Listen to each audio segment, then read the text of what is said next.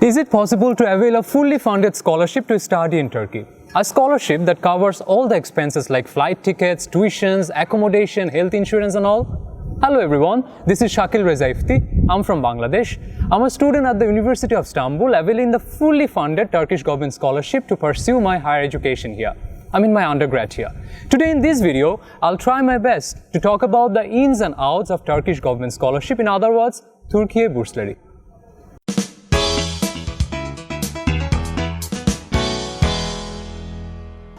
All the information that I'm going to talk about today are already available in the Türkiye Bursları website. For your convenience, we will mention this website's link in the description box of this video. Well, then why you should take your time to watch this video? You should watch it because in this video, I'm going to talk about 10 different points related to that scholarship from my experience as an applicant and finally as a winner of that scholarship from Bangladesh.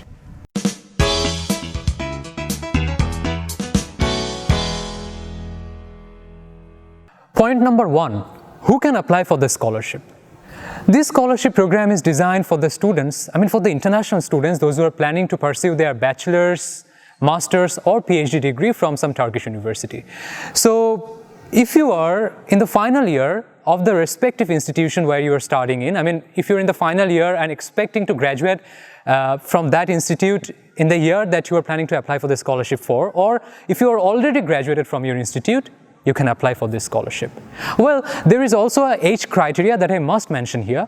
If you are planning to apply as an undergrad applicant, you must be under the age of 21, to be under the age of 30 for master's applicant and to be under the age of 35 for PhD applicants. So if your ages meet those requirements and if your academic qualification also meets those requirements, you can obviously apply for this scholarship and avail this scholarship and enjoy the facilities provided by this scholarship.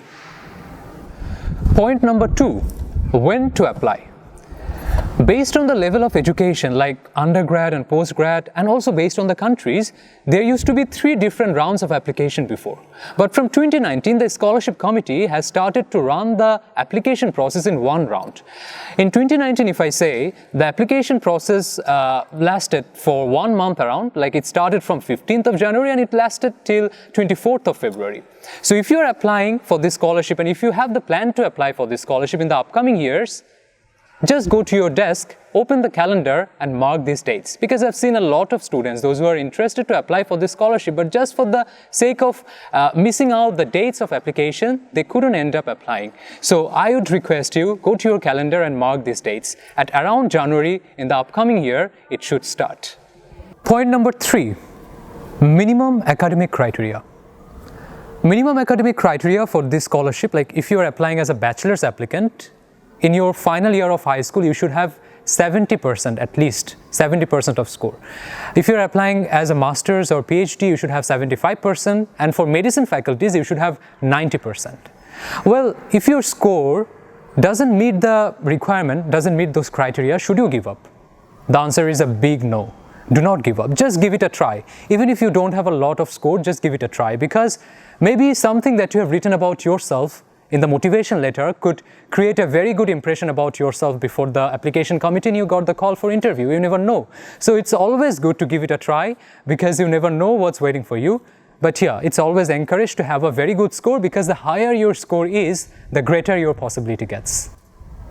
Point number 4, IELTS, TOEFL, SAT, GRE and all the international scores.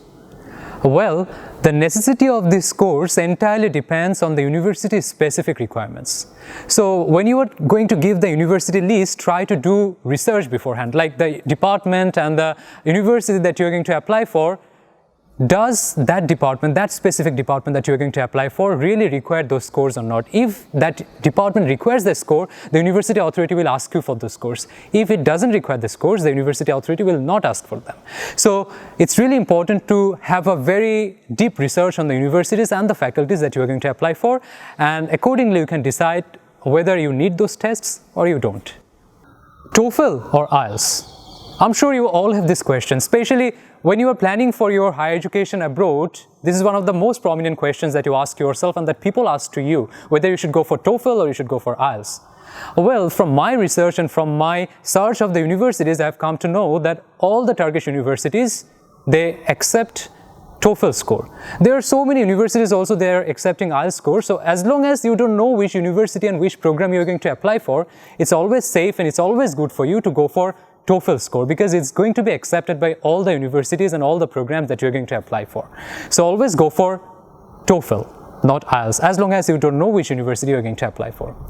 At this point, I must mention one more thing, which is about the language of instruction in most of the Turkish universities. Most of the Turkish universities offer their courses in Turkish language. There are good many universities also, they also offer their courses in English. So it doesn't matter if your program is going to be in English or it's going to be in Turkish. If you win this scholarship, under the scholarship agreement, it's a must for you to learn Turkish language. You have to go for a 10-month Turkish language course, which is a very wonderful part about this scholarship in my point of view. I would obviously love to learn a language for free. I'm sure you would also love to learn a language for free. Like this 10 months under the scholarship agreement, you are learning this Turkish language for free, which is a great chance. Just avail that. Well, you may also ask me another question. For example, you may apply for Turkish programs. If you are applying for Turkish programs, should you submit your TOEFL or IELTS score?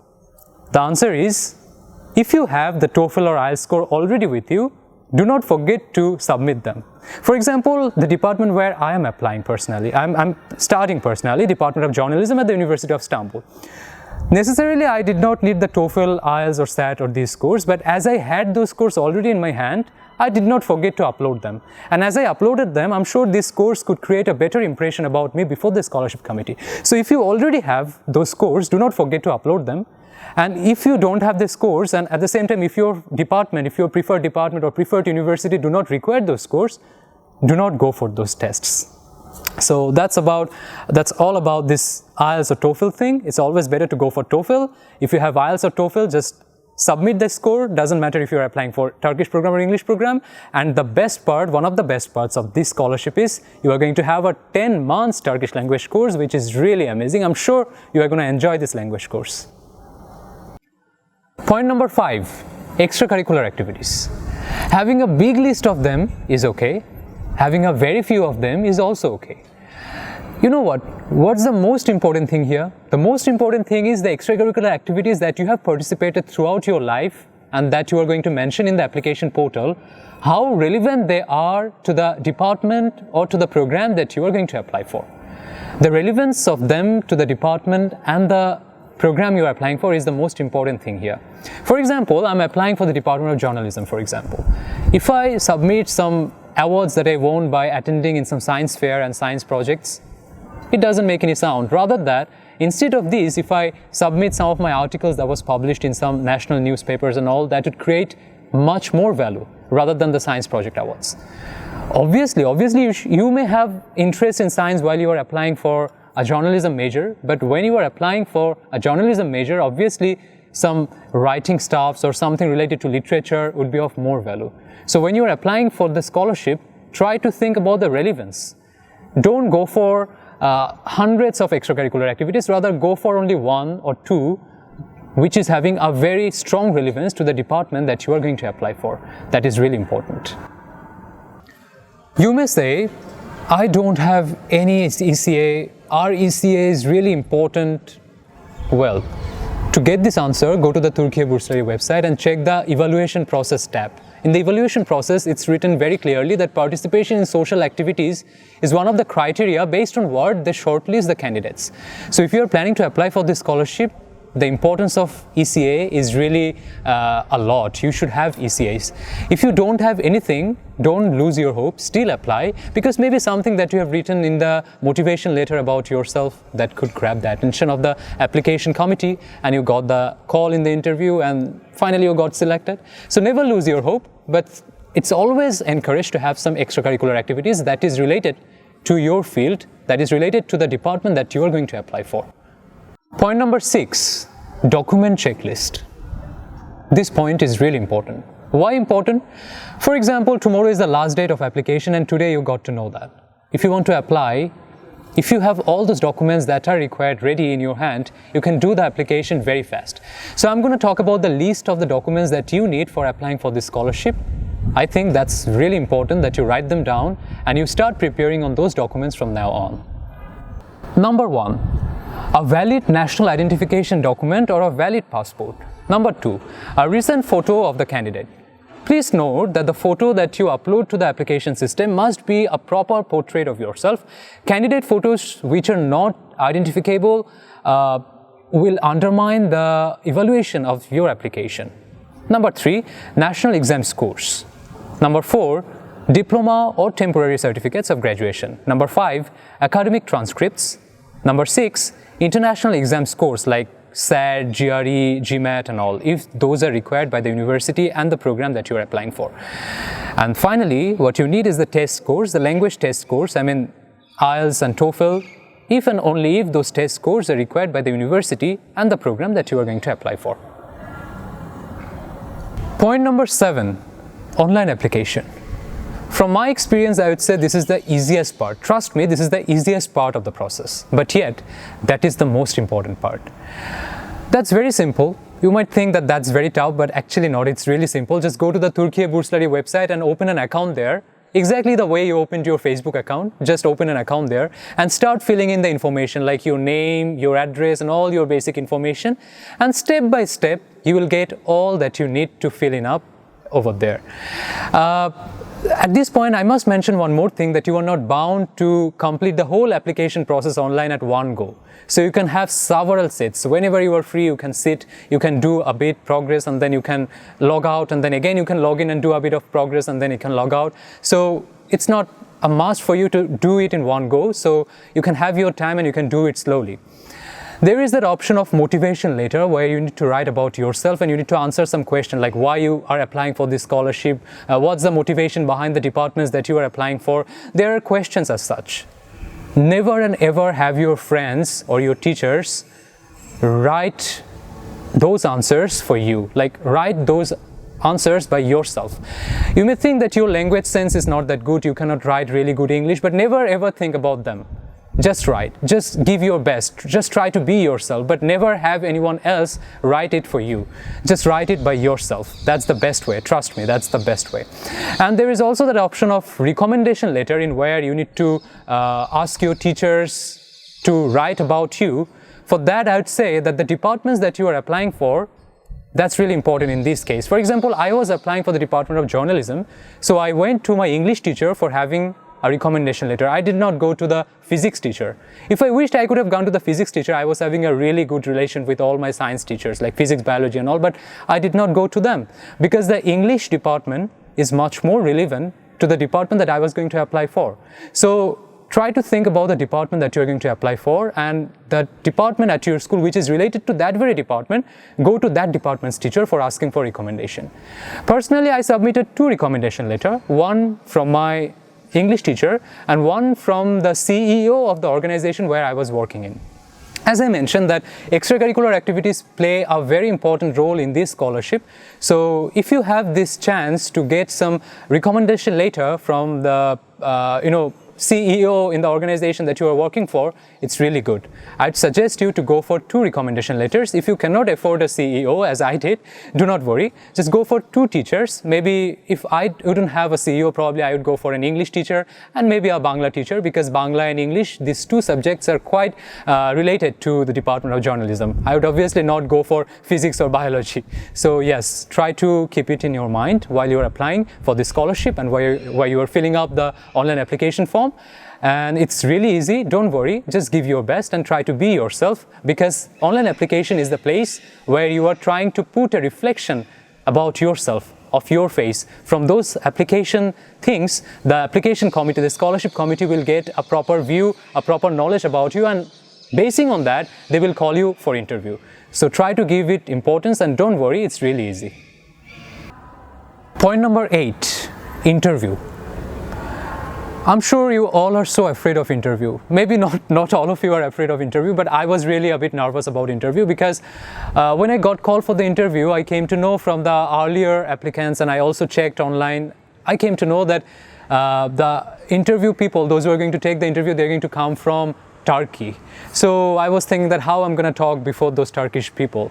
When I went inside the room, I saw 3 Turkish people. They were sitting over there and they started to ask me so many questions, and when I entered, they stood up, they came to me, they said merhaba, and that merhaba, that's the very first Turkish word that I learned from that interview thing. So that was really fun.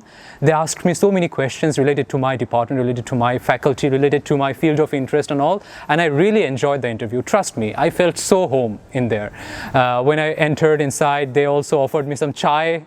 They were saying that, do you love chai? And I was so confused at why chai. There were so many unexpected things as such happened when I went inside the interview board, and that was a very creative interview board. So what I'm gonna say you is, try to be yourself in the interview. Never get nervous. When you go inside, have all the original documents. Like you have submitted so many documents in the application portal, in the online, try to have all the original documents, because in the interview the main thing that they do is they try to ensure that the documents that you have submitted are original. So they will try to make a match of the documents that you have submitted and the original documents that you carry on with you inside the interview board. And they are really fun, they are really nice. Do not worry at all about that. And what I'd say is, before you go there, try to maybe learn 2 or 3 Turkish words. Maybe teşekkür ederim, it means thank you. You can learn this. When you finish the interview, when you get out of the room, you can say this teşekkür ederim to them and they will be really impressed. What I did, I mean, they will try to be friend with you. You should also try to be friend with them. And through whatever you say, you should try to express your deep interest about Turkey, about Turkish culture, Turkish language and all. One more thing, you may apply for the English program and they may ask you that, why are you applying for the English program? You're coming to Turkey. Why don't you apply for the Turkish program? We will place you in some department where they provide the Turkish course. The Turkish programs department will place you in. If they ask you so, do not say that, no, I don't want. Say that, yes, I want. I want to start in the Turkish department, because through all the questions, they want to examine whether you are really interested, whether you are really passionate about the scholarship and about Turkey and about its culture. And yeah, try to answer everything in light of what you have written in the online application portal. For example, in your motivation letter or in the answers of those questions that was written in the application portal, you have already tried to explain yourself. So when you are trying to express yourself again in the interview board, try to talk on the same points. Do not make so many difference. Like, try to be on point and try to express yourself the best way possible, and do some homework before you go for the interview. That's why. And end of the day, it's really fun, it's really nice. You will enjoy the interview, I'm sure, as I did. Point number 9, patience. Patience, this word is really important when you are applying for this Turkish government scholarship. Trust me, the moment I applied for the online application, after applying in the online, like it was 2 months and 3 months, I waited along and still there was no mail. I got so confused whether I was selected or not, and I kind of forgot that I applied. And the moment when I totally forgot that I applied, I got the mail, the notification for the interview. So what I'm trying to say is, it takes a long, do not lose your hope, just have patience. From 175 countries, 100,000 students applied for this scholarship in 2018. And out of this huge number, 5,000 students got selected for this scholarship. So you understand from this number that it is a very big project run by the Türkiye Bursları Committee. So the moment you apply online, till the moment you get the final result, it may take around 7 or 8 months. So do not lose your hope, just have patience. I'm sure you will get your result, the result that you deserve, you will get that. Just don't worry, just have patience. It's really important. The very last point, point number 10, the benefits that you are going to enjoy. It's a very wonderful scholarship, trust me. A lot of international students are already availing this scholarship. Like, as a scholar of this scholarship here, I'm having a lot of friends from different parts of the world, and I'm really happy to get them all as my friends. There are so many things that you can enjoy, so many benefits that you can enjoy as a winner of this scholarship. Here goes the list of the benefits that you're going to enjoy once you win this scholarship. University and program placement, monthly scholarship, 700 per month for bachelors, 950 per month for masters, 1400 per month for PhD. All are in Turkish lira. I mean 700 Turkish lira, 950 Turkish lira and 1400 Turkish lira. Tuition fee, once-off return flight ticket, health insurance, accommodation, 1-year Turkish language course. Turkey has been a very desirable destination for the international students from all over the world. So if you get a chance to study in some Turkish university availing the fully funded Turkish government scholarship, it sounds really great, doesn't it? So start preparing yourself for the Turkish government scholarship application. I'm sure you all are going to be successful. Thank you so much for watching the video, and thank you so much for being with Hep Türkçe. Hep Türkçe helps you to develop your Turkish language, especially the moment suppose you have won the scholarship, you have come to Turkey and you are having the course for 10 months Turkish language. During that moment, Hep Türkçe will be of a great help of yours, as it happened to me as well. While learning the Turkish language, I took a lot of help from Hep Türkçe. So you can also follow Hep Türkçe from now on. You can start following them on YouTube, on Facebook, on Instagram page of Hep Türkçe, and also you have to follow the Hep Türkçe page for getting notification about the videos that I am making for you that's related to Turkey, Turkish culture, Turkish food and whatnot. So till the next video, stay safe, stay well, and thank you so much for being with us once again. See you in the next video.